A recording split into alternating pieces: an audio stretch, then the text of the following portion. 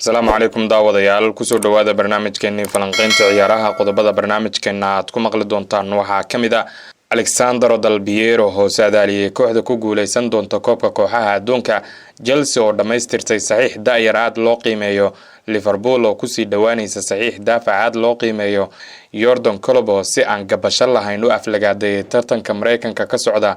Hansi Flick oo shaaciyay qorshaha suuqa kala iibsiga ee Barcelona waatan sababta kaaseedo uu ku seegi doono wareegga sideedamaadka tartanka Cristiano Ronaldo markii ugu horeysay ka hadlay hadafkiisa Sacuudiga aynu ku bilownay halyeyga Juventus Alexandro Del Piero ayaa saadaaliyay in Paris Saint-Germain ay ku guuleysan doonto tartanka FIFA Club World Cup-ka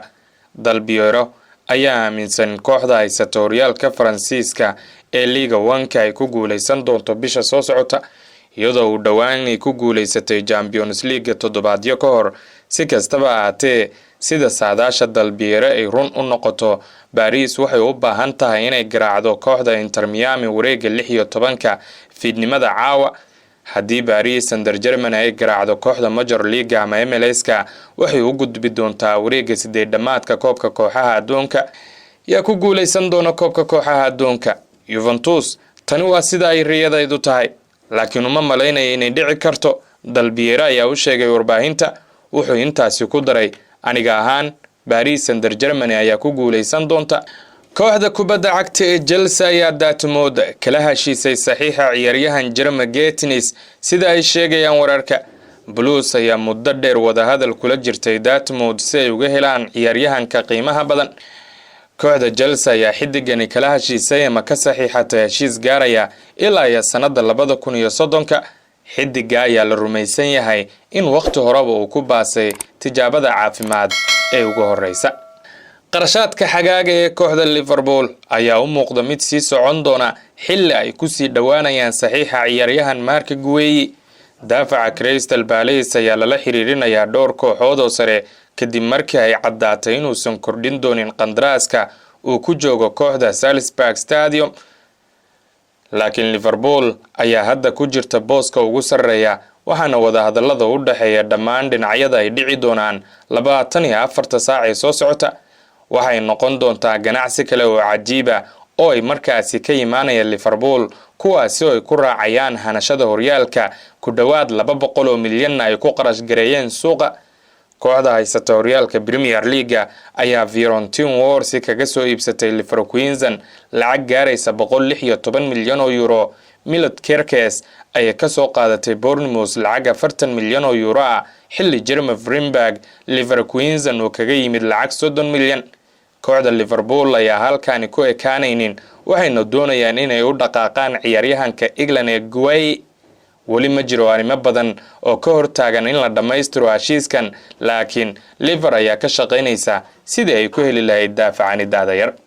tababaraha Jarmalka Jordan Klopp ayaa hadallo kulul ku weeraray koobka kooxaha adduunka oo qaab cusub loo sameeyay isagoo ku tilmaamay inuu yahay fikrad xun oo abid lagu dhaqaaqay kubadda cagta Klopp ayaa yiri koobka kooxaha adduunka waa fikrad xun oo abid lagu dhaqaaqay kubadda cagta dad aan weligood la kulmin shaqada maalinlaha ah ayaa keenay fikradan wuxuu intaasi ku daray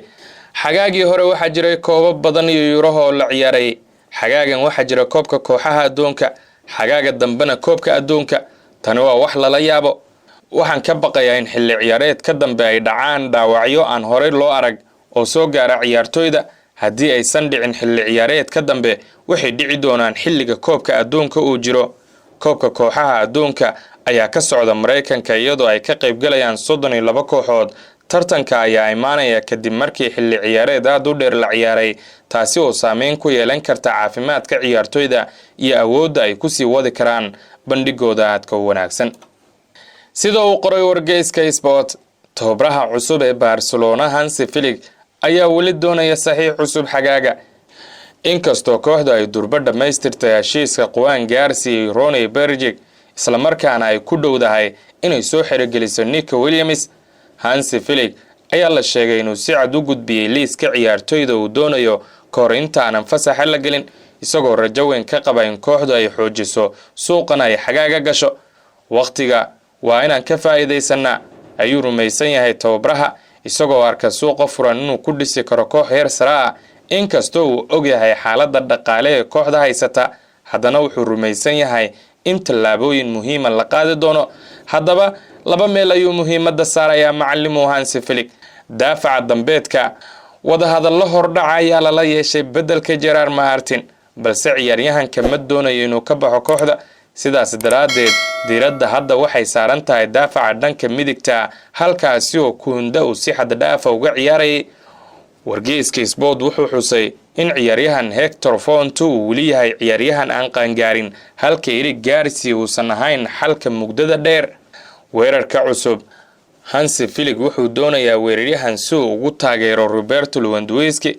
inkastoo maalgelin weyn la qorsheeyay sanada 2026, haddana Hansi Flick wuxuu rabaa xal ku meel gaar ah oo qiimo jaban. Sporting ayaa intaasi ku dartay wax walba oo la diyaarinaya si loo taageero qorshaha Hansi Flick, balse shaqo badan ayaa weli taala una taala maamulka kooxda Barcelona.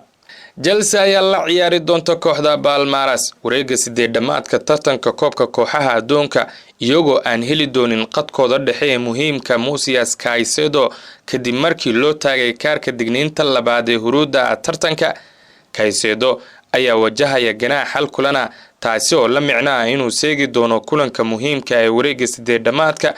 dhanka kale, ciyaartooyga Reece James, Marco Curiella, Tosan Adirbayo, Lian Dalab iyo Pedro Neto ayaa weli ku socda xadka ganaaxa. haddii ay midkood uu qaato kaarka jaalaha kulanka Palmeiras, wuxuuna seegi doonaa kulanka xiga ay la ciyaarayaan. si kastaba, xiriirka tartanku wuxuu xaqiijiyay in dhammaan digniinaha la tirtiri doono marka la gaaro dhammaadka wareegga 8-damaadka, si looga hortago ciyaartooy muhiim ah oo laga reebo finalka keliya sababo la xiriira 2 jaalle oo uu markaasi qaatay kulamo. xidiga kooxda Al Nassr Cristiano Ronaldo ayaa muujiyay jaceylka uu qabo boqortooyada Saudi Arabia, taasi oo uu ku sheegay inuu si firfircoon uga shaqeynayo dhammaan dhinacyada gaar ahaan kubadda cagta. waxa uu yiri, waa dad dalkooda ku faani kara, hadal keliya ma ahan ee ficil ayaa la socda. anigu waxaan ahay Portugiis, balse idinka ayaan idinka tirsanahay. waxaan xambaarsanahay mas'uuliyadda isbedel in la keeno, keliya ma aha Al Nassr balse guud ahaan Saudi Arabia. waa taas hadafkayga. waxaan u kordhiyay qandaraaskayga 2 xilli ciyaareed oo kale, sababtoo ah waxaan rumaysanahay in halkan aan ku noqon doono horyaal. waxaan doorbiday in aan nasto si wanaagsan, inkastoo aan helay dalabyo kala duwan. waxaan go'aansaday inaan ka qayb galo finalka Yurub, mana aanan dhagaysan wax dalab ah kadib, sababtoo ah waxaan doortay inaan halkan sii joogo maxaa yeelay halkan iyo naadiganba waan jeclahay.